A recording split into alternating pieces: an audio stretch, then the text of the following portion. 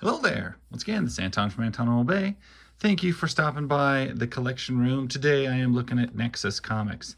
And this is where Nexus, this is issues 5 through 8. This is where they switch from Capital Comics to First Comics.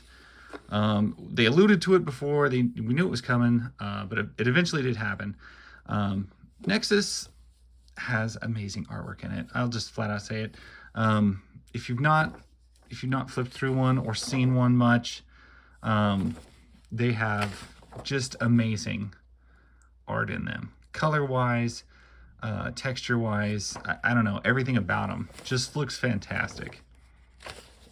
I have always thought that. It is full of bright, colorful, weird sci-fi characters and just beautiful eye candy as far as the art goes. Story-wise, they're a little weird. I have not read the entire series. I do have a fairly large chunk of them. And I'm a big fan, and I've always picked them up. But as far as like actually burning through and reading all of them like in chronological order, it has not been something that I have done. So that said, I mean, it is what it is.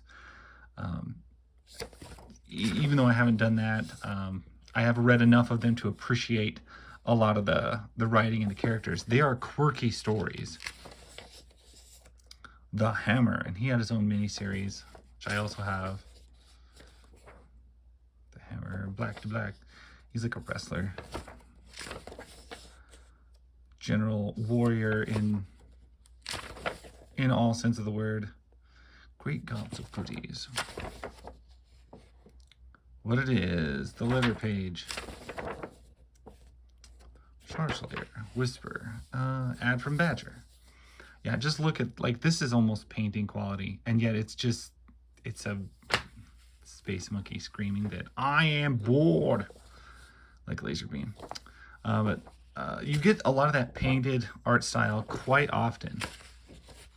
Oh, and I should probably look real quick. This is 1984, by the way. And these are still done by Capital, Nexus's ship. I always felt like if you were a company that was making a lot of independent figures and stuff like that, how come we haven't seen a Nexus figure anywhere at any point yet? I feel like it'd be easy to do, and why hasn't it been done?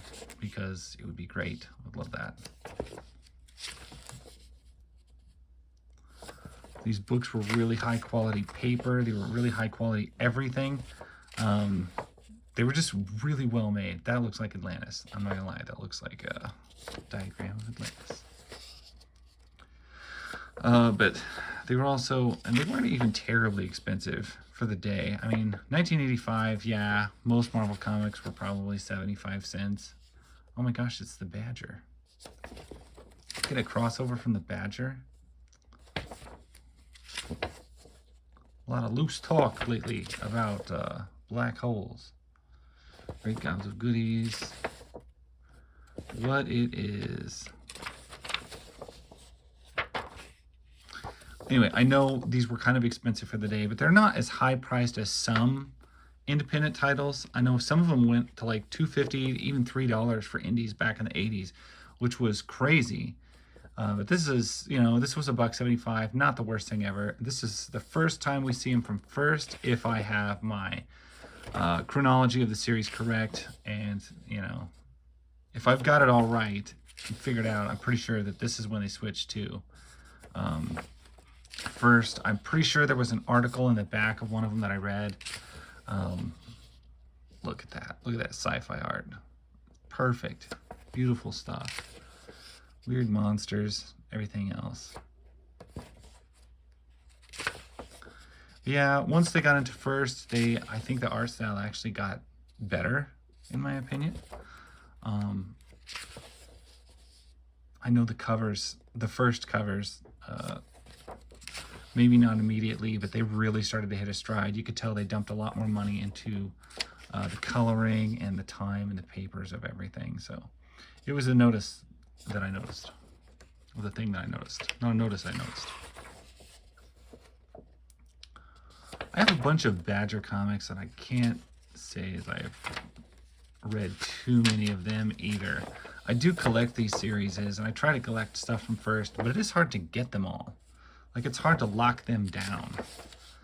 And you end up just getting like an issue here and an issue there at different times. And it's hard to like really dive into a full series and appreciate it when you have like a whole bunch of like gaps in your series. So I love the look of them. I love the issues I've read. Have I delved through the entire thing? No, because it is hard to get all of them. It just is. Issue number 8, we're looking at that weird thing again. I'll pop these back up there. First Comics Deluxe Series, 1985. I was 4. I was 4 when this came out.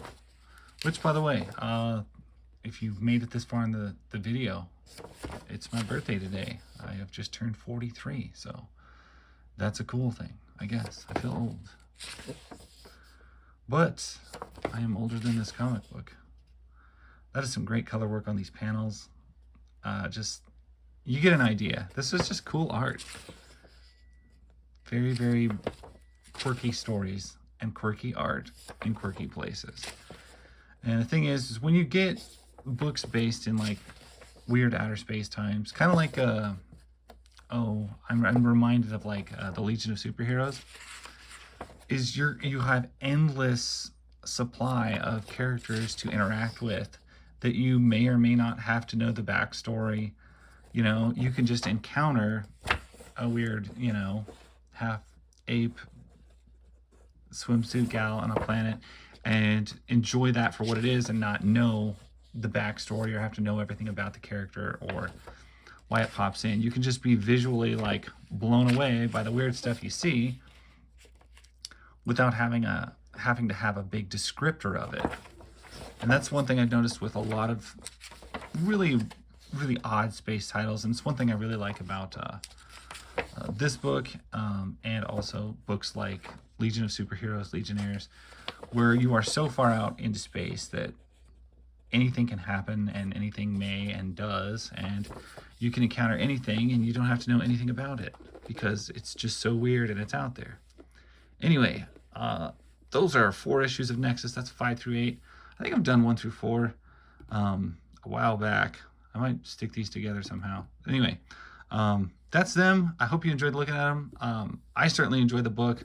I just love flipping through them. They are the coolest covers of probably any series I have, and they never get old as far as looking at them. So appreciate you guys watching. Thank you so much for stopping by, and I will catch you guys later. Bye.